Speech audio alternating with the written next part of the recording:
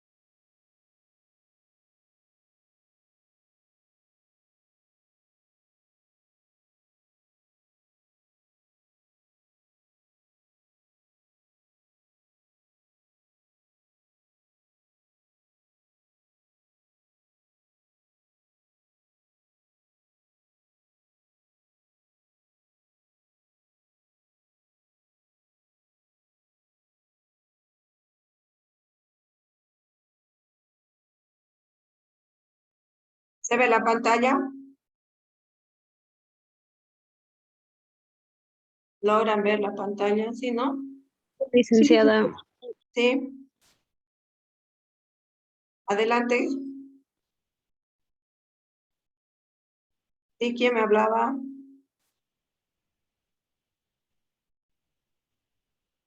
Hola, hola, ¿me escuchan? sí, Lice, se escucha. ¿Quién me hablaba? Disculpen, no. Se ha cortado, creo.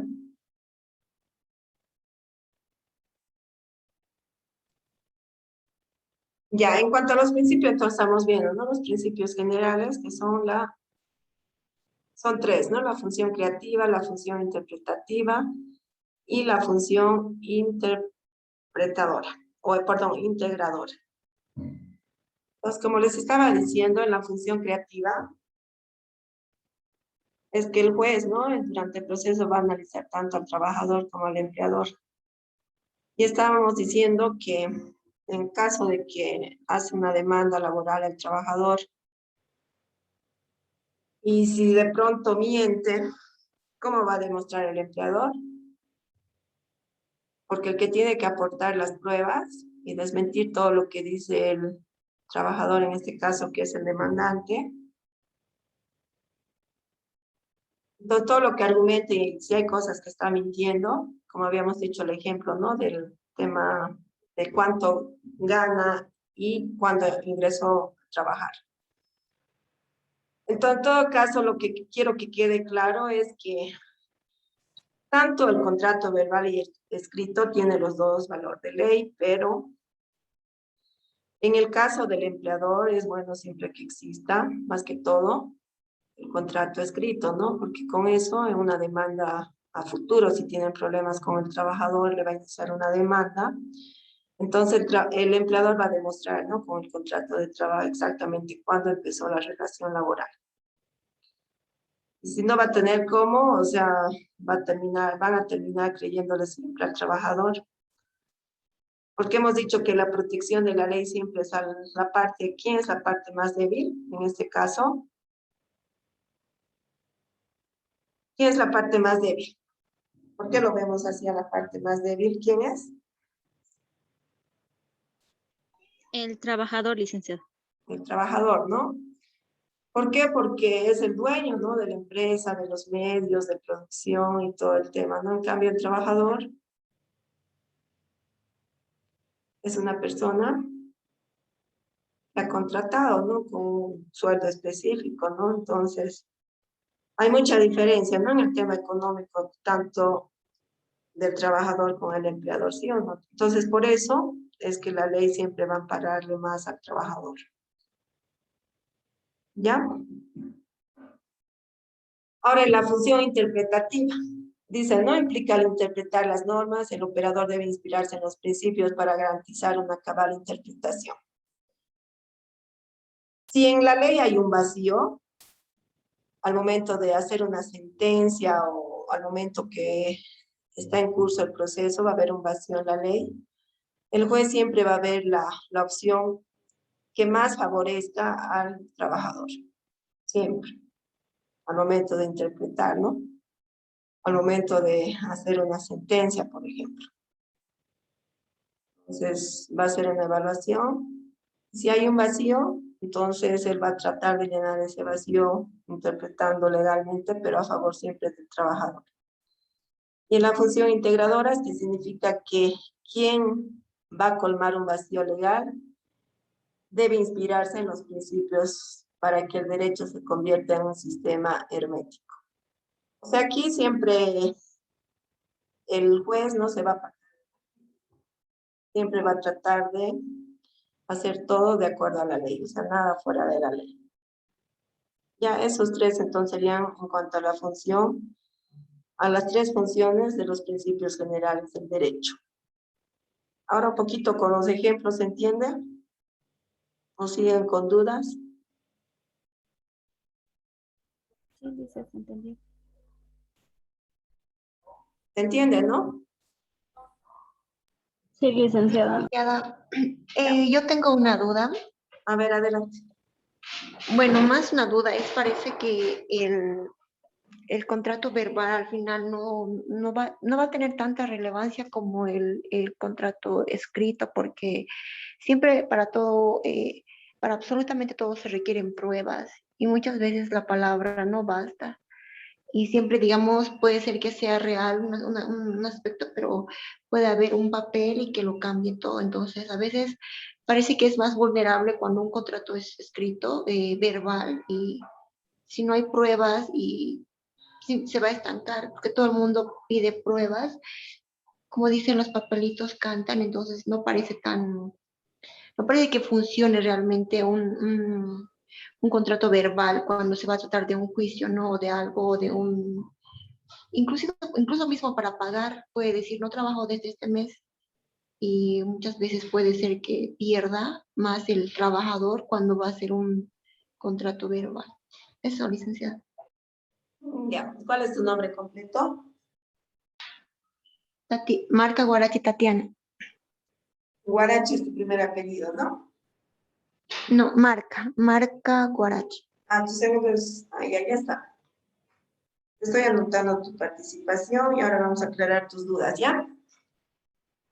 A ver, en materia laboral, tanto el contrato verbal y escrito tiene valor de ley.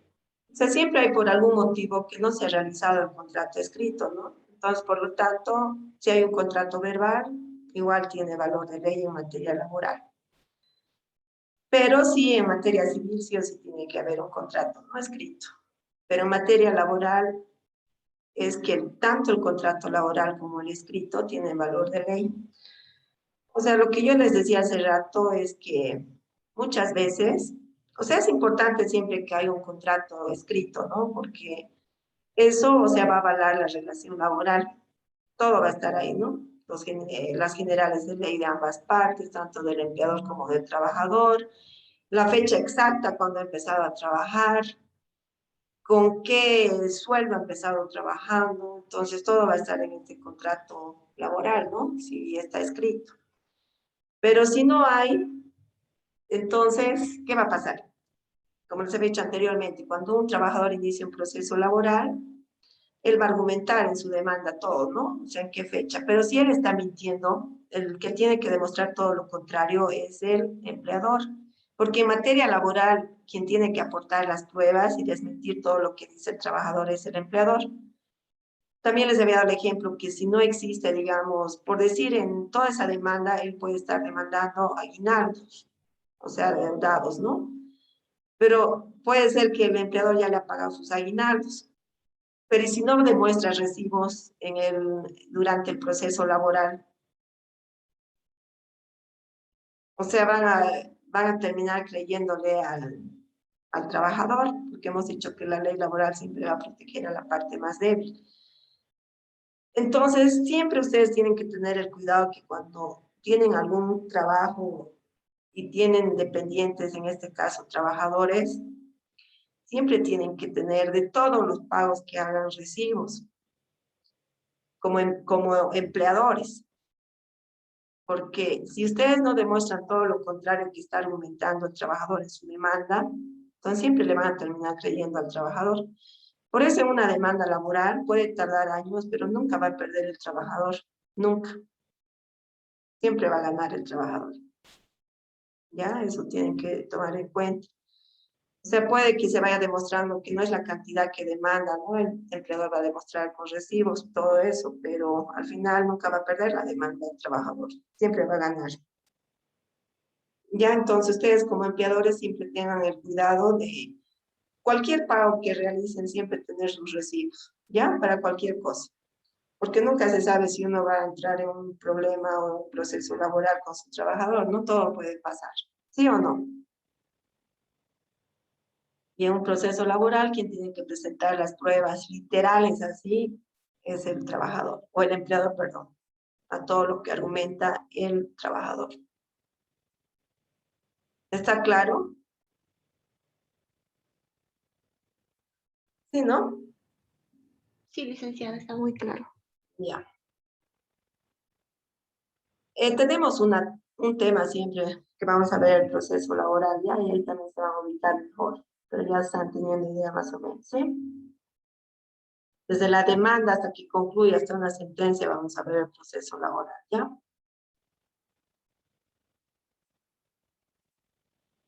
Ahora vamos a seguir viendo un tema de los convenios colectivos.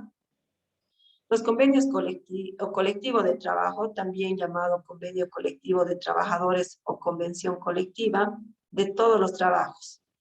Es un tipo peculiar del cual se deba del contrato celebrado entre los trabajadores y los empleadores de una empresa o un sector laboral. Entonces, los convenios colectivos es cuando de por medio existen varios trabajadores y varios empleadores. O pueden ser varios trabajadores, un empleador, ¿no? Pero ya es colectivo cuando ya son más de un trabajador, ¿no? Eso lo llamamos ya un contrato colectivo, un convenio colectivo de trabajo. ¿Ya? Ahora, en cuanto a los reglamentos internos de trabajo, es que los reglamentos internos de las empresas son instrumentos normativos de naturaleza tripartita, porque intervienen los empleados, empleadores y el Estado. Ya hemos hablado, ¿no? De la naturaleza tripartita, ¿no? Entonces, está enfocado en que intervienen los empleados, empleadores y el Estado. En la relación laboral hay un empleado y un empleador, ¿no? Y quien pone las normas y rige estas relaciones es el Estado. A eso se refiere a la naturaleza tripartita. Ahora, en cuanto a los tratados internacionales, hemos dicho, ¿no? Que es un acuerdo internacional, es un documento por el cual el Estado o una organización internacional asume obligaciones y adquiere derechos ante otros en el ámbito del derecho internacional. Los acuerdos internacionales sirven para establecer reglas concretas para la asociación en áreas específicas. Ahora, aquí en los tratados internacionales, por ejemplo, tiene que ver la OIT, ¿no? Porque es un organismo internacional. Entonces, cuando un Estado forma parte de esta organización internacional, o sea, cualquier mandato está obligado a cumplir. ¿Por qué? Porque forma parte de ese tratado, de ese convenio internacional. Todo eso está regido por el derecho internacional, cuando son relaciones entre estados. Ya eso regula el derecho internacional. Entonces, en cuanto a las recomendaciones de la OIT, ya sabemos que es la Organización Internacional del Trabajo, las cuales son las normas internacionales del trabajo, son instrumentos jurídicos preparados por los mandantes de la OIT, gobiernos, empleadores y trabajadores, que establecen principios y derechos básicos en el trabajo.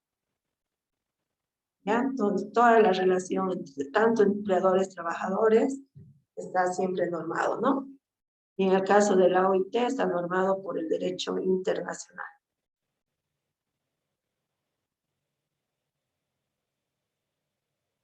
Aquí, por ejemplo, vamos a ver el tema de la Oficina Internacional del Trabajo, cómo está conformada, ¿no? El tema de la OIT, vamos a ver. En cuanto a la Oficina Internacional del Trabajo, es el órgano técnico y administrativo, ¿no? Y su director general es nombrado por el Consejo de Administración.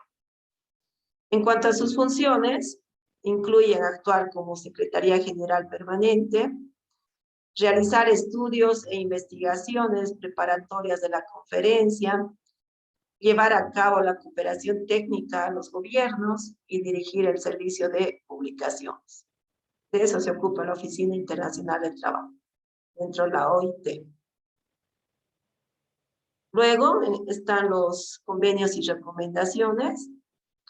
La diferencia entre los convenios y las recomendaciones reside en que los convenios son acuerdos de la conferencia, que una vez ratificado por los Estados miembros, crean obligaciones internacionales en los países signatarios, en los términos que más adelante se exponen, mientras que las recomendaciones son acuerdos de la conferencia que, aunque deban someterse también a las autoridades nacionales competentes, no originan ninguna obligación internacional. Ya, eso sería en cuanto a los convenios y recomendaciones dentro de lo que es la OIT. Ahora, en cuanto a sus principios que contribuyeron al derecho del trabajo, que también lo hemos visto ya anteriormente en nuestro primer tema y ahora los vamos a volver a mencionar, es que el trabajo no es una mercancía. Otro punto importante es que el reconocimiento del derecho de asociación para empleadores y trabajadores. Otro, todo trabajador tiene derecho a un salario que le asegure un nivel de vida decoroso. Otro principio importante es la adopción de la jornada de 8 horas por día y 48 por semana. Y la adopción de un descanso semanal o dominical. Entonces, todos estos principios están dentro de la OIT, ¿no? Desde ahí viene el tema de regular el derecho del trabajo, ¿no? Que se ha creado, hemos dicho, cuando se creó la OIT, en el Tratado de Versalles, ¿no? A ver, Fernández Quispe, Miguel Ángel, ¿está en clases? Sí, Lice. A ver, de lo que hemos hablado anteriormente de la OIT, a ver, y en cuanto a estos principios.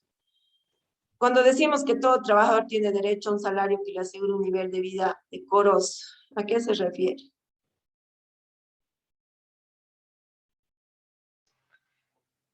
Un trabajador, a ver, te voy a dar una pauta, puede ganar por debajo del salario mínimo o es ilegal esto.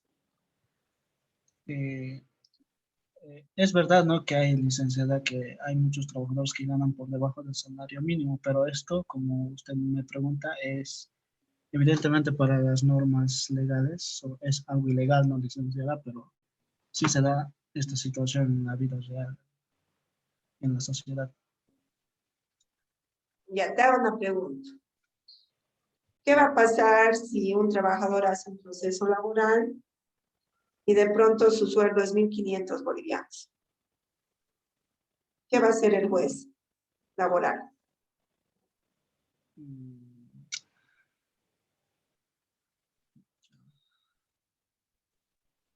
Si hay un contrato de por medio firmado, supongo que va a haber una investigación y también va a haber las horas de trabajo también, licenciado.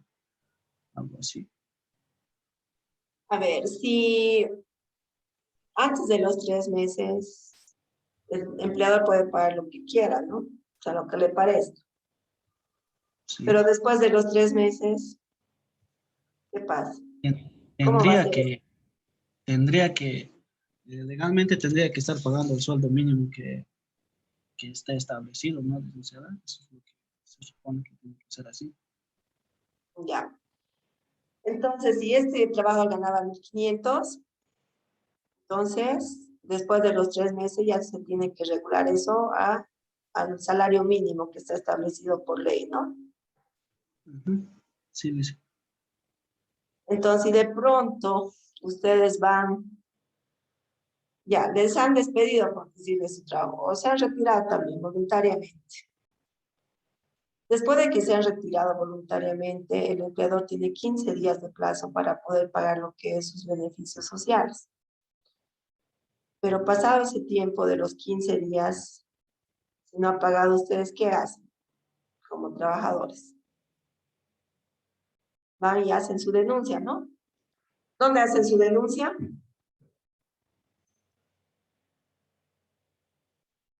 En el Ministerio de Trabajo, hemos dicho, ¿no? ¿Y dónde queda el Ministerio de Trabajo? A ver, para empezar, hemos hablado también. Es necesario, ¿no? Y saber dónde queda, por lo menos, para cualquier cosa. Hemos dicho que es en la Niceto Arce, ¿no? Cerca al puente de la Muyurín. Entonces ahí va, hace su denuncia y dice, bueno, yo estaba trabajando, me retiré y ya pasan más de 15 días y por lo tanto no me ha cancelado. ¿Y qué va a hacer el inspector? Le va a dar una citación a su empleador, ¿no? ¿A cuántas citaciones tiene derecho el empleador, sabe?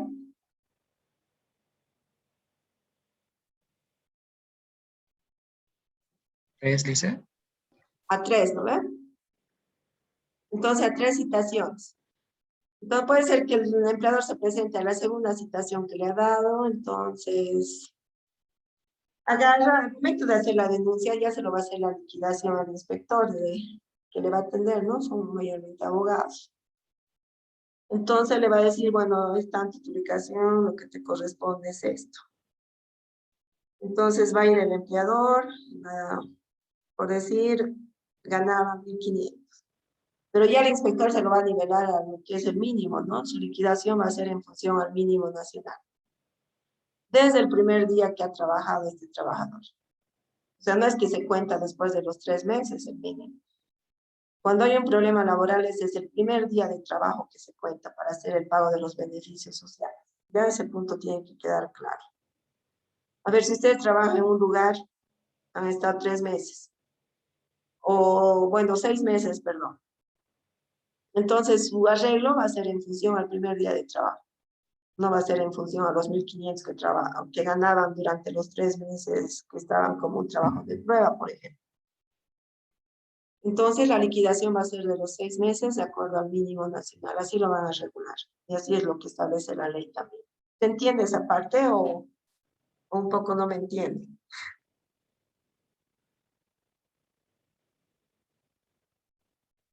¿O en qué punto hay duda que les pueda aclarar ahorita?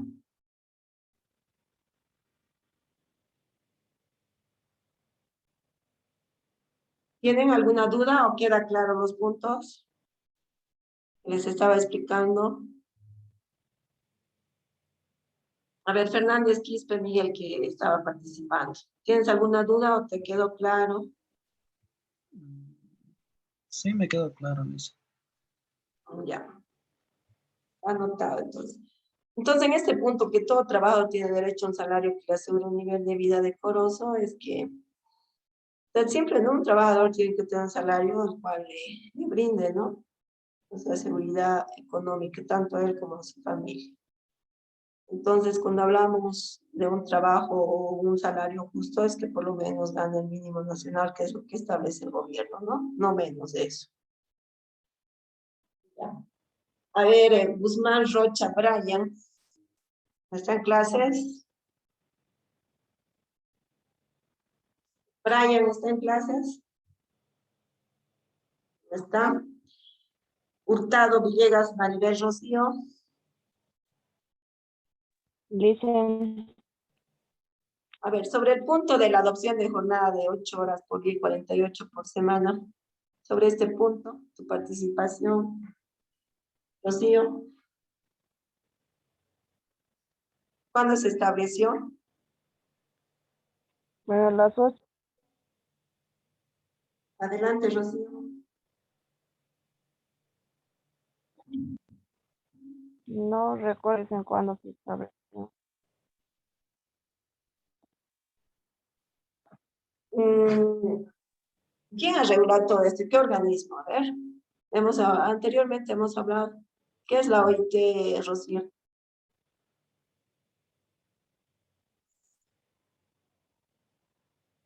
Rocío, ¿qué es la OIT?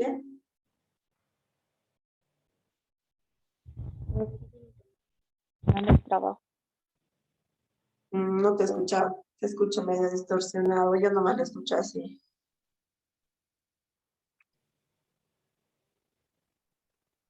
Dice, me dijo que es la OIT. Sí,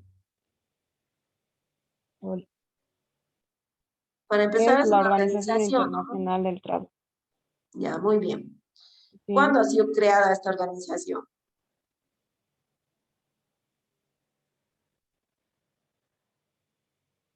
¿No has estado atendiendo la clase? sí, dicen, pero fecha, no recuerdo. No, no te estoy pidiendo fecha, simplemente en qué tratado. En el de Versalles. Ya, muy bien. Entonces, la que ha regulado el tema de las 8 horas, que es actualmente lo que es legal, lo que se trabaja es en el Tratado de Versalles y está regulado por la OIT, ¿no? La cual aprueba la adopción de la jornada de 8 horas por día y 48 por semana, o por semana. ¿Ya? A ver, en la Ya, Ley General de Trabajo para la Mujer, ¿cuántas horas se ha establecido? Hemos hablado también de esto en las primeras clases. 7. 7 horas. ¿Y eso se cumple, Rocío? No dicen. Generalmente igual, tanto el hombre como la mujer trabajan las 8 horas día. Inclusive 9, 10 horas, ¿no? Hay trabajos así que les hacen trabajar y no les pagan horas extras, ¿no? O sea, hay una explotación laboral más allá de todo, ¿no? No Sí. es que cumplen tal como lo establecen las leyes, ¿no? Ya está bien, Rocío. Te he anotado tu participación. Tienen que ir repasando ya. En cuanto a la adopción de un descanso semanal o dominical, Rodríguez, Zurita, Jocelyn, Fabiola nos puede hablar sobre este punto.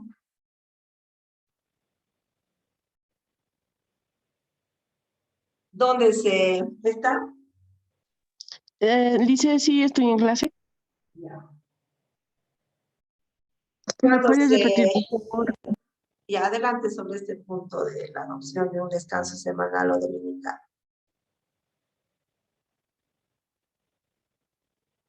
¿Quién ha establecido esto?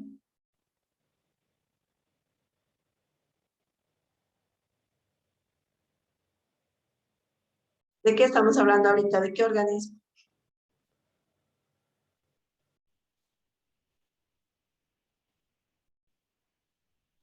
¿Qué es la OIT? La Organización Internacional de Trabajo, LIS. No está siguiendo la clase. ¿Qué está pasando?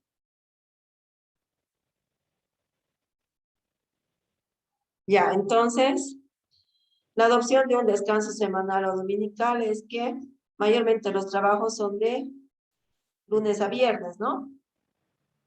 Pero hay trabajos que es de lunes a sábado. ¿Y sábado es todo el día o hasta qué hora es? ¿O es media jornada nomás? Media jornada. Media jornada, LIS. Mayormente, ¿quiénes trabajan el día sábado? Empresas. ¿Los bancos trabajan sábados? Sí, hasta mediodía, LIS. ¿Las cooperativas?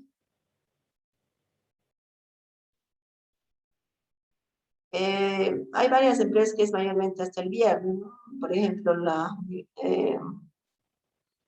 en el tema de Tigo también, por ejemplo, trabaja más, ¿no? También sábado, inclusive fin de semana, ¿no? Pero ahí ya tienen contratos especiales, ¿no? Con sus trabajadores. Pero las telefonías es mayormente, también es, ¿no? De lunes a sábado, ¿no? Hasta mediodía. Digo, viva, ¿no? Entonces, cuando hablamos de un descanso semanal, es que, dominical, es que sea, mayormente sábado y domingo, ¿no? Pero algunas empresas solo es el sábado a partir de mediodía al descanso, ¿no? Y domingo más.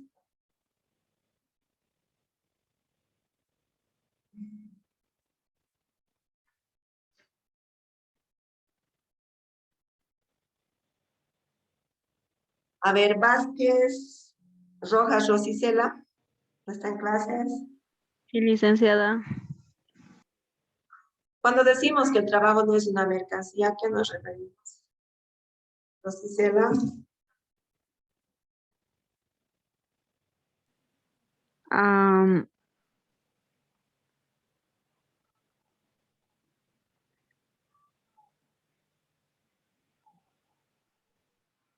podría ser, Lice, a que quizá en muchos trabajos piden,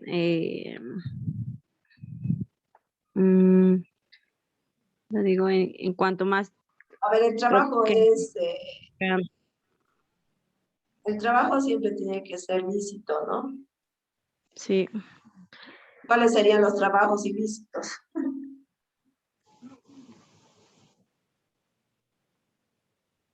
Cualquiera que vaya en contra de la dignidad de la persona. Así es. En el- Algo que tenga que ver con sustancias controladas, por ejemplo, ¿no? Que eso está penado por ley, ¿no?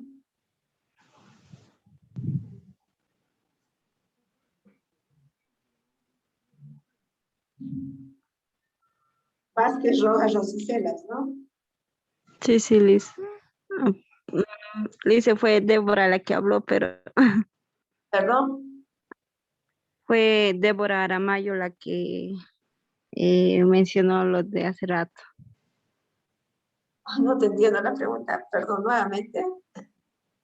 Lice, fue Débora Aramayo la que participó. Débora Aramayo es tu primer apellido, ¿no? Primer apellido, Anita. Aramayo, licenciada, perdón, no la escucho bien, está la señal baja aquí. Aramayo. Débora, ¿no? Sí, Débora, Liz. Sí, ya está anotado. Ya vamos a continuar, ¿ya? Vamos a seguir con los principios que contribuyeron al derecho del trabajo. También fue la suspensión del trabajo de los niños. Al trabajo igual debe corresponder salario igual sin distinción. Otro principio importante es la aplicación de la legislación nacional del trabajo a los trabajadores extranjeros que residen legalmente en el país. Otro principio importante, la obligación del Estado es de organizar un servicio de inspección con el objeto de asegurar la aplicación de las leyes de trabajo. Todo esto tiene que ver con el tema del Ministerio de Trabajo, ¿no? Antiguamente, pero actualmente igual se ve, ¿no? El trabajo, son explotados, digamos, los niños en Bolivia trabajan desde pequeñitos, ¿no?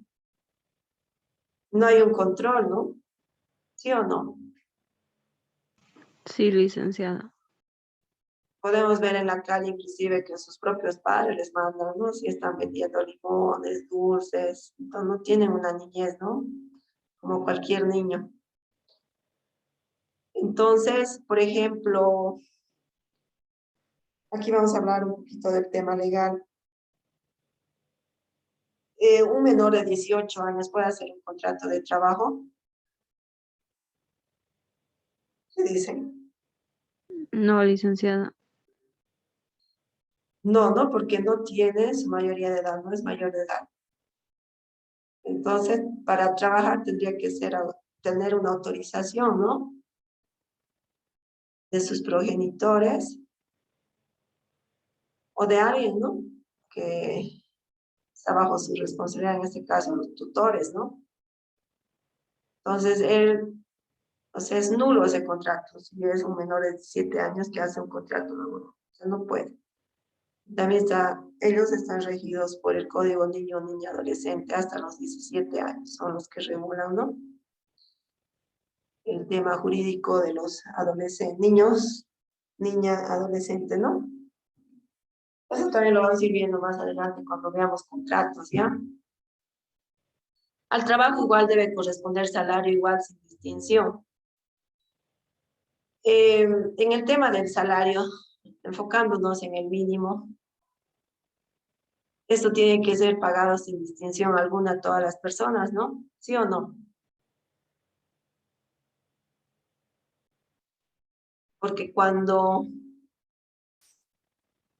o es porque es moreno o es blanco, va a ganar más, y es moreno menos, no es así, ¿sí o no? Entonces tenemos que ver que el salario es igual sin distinción para todos, ¿no? En cuanto a la aplicación de la legislación nacional del trabajo a los trabajadores extranjeros que residan legalmente en el país, esto también está regulado, ¿no? Cuando se trata de personas que son extranjeras. Esto también lo vamos a ver más detalladamente cuando veamos el tema de contratos, ¿ya?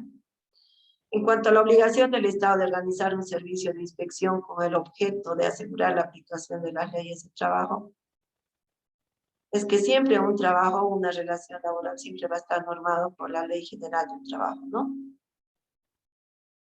Y la obligación del Estado es hacer cumplir, ¿no? Mediante sus leyes. ¿Está claro en estos puntos?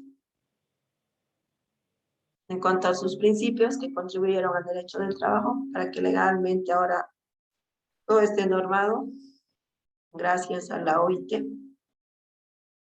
Sí, ¿no? Aquí, por ejemplo, que hemos estado hablando bastante del Tratado de Paz de Versalles. ¿Cuándo ha sido firmado? Eso también ya lo hemos visto. El 28 de junio de 1919. La importancia de este tratado en materia laboral radica en que es a partir de este que se determina la creación, ¿no? de la Organización del Trabajo, y es la única parte que subsistió de la resuelta Sociedad de Naciones, o sea que actualmente está vigente. Hemos hablado harto del Tratado de Versalles, ¿no? Es bien importante. En cuanto a la estructura organizativa, también lo hemos visto esto, ¿no? De la OIT está conformada por la Conferencia Internacional, la Oficina Internacional del Trabajo y el Consejo de Administración. Así es la estructura organizativa de la OIT. Ahora aquí vamos a ver un poquito su jurisprudencia de la Corte Interamericana de Derechos Humanos, que es importante. En cuanto a la doctrina internacionalista, nos enseña que la sentencia dictada por los tribunales internacionales solo contribuyen fuente auxiliar de derecho internacional y solo tienen efecto para las partes en litigio y respecto del caso que ha sido decidido. La Corte Interamericana de Derechos Humanos, la CIDH, ha dispuesto que los estados partes deben realizar un control de convencionalidad que contraste las normas locales con la jurisprudencia desarrollada por ella. El control de convencionalidad supone instituir a las decisiones de la CIDH como fuente de derecho interno, bajo una directa y restringiendo el campo de decisión soberana de los países, para que el control de convencionalidad pueda consolidarse en el sistema interamericano de derechos humanos. Entonces, esto nos quiere decir que todos los países que forman parte de la OIT, o sea, de este organismo internacional, que cualquier disposición que haga de este organismo, los derechos o los estados partes que forman parte de este convenio, o sea, tienen toda la obligación de cumplir todo lo que les demande, ¿no? O sea, no pueden hacerse a un lado porque forman parte, tienen un convenio internacional. Entonces, se van a regir siempre de acuerdo a la OIT, ¿no? Todos los estados que forman parte de esta organización internacional. En cuanto a las relaciones del derecho del trabajo con otras ramas jurídicas, ¿no? Del derecho que tiene que ver y tiene relación, es que el derecho laboral o derecho del trabajo es el conjunto de principios y normas jurídicas que regulan las relaciones entre empleadores y trabajadores.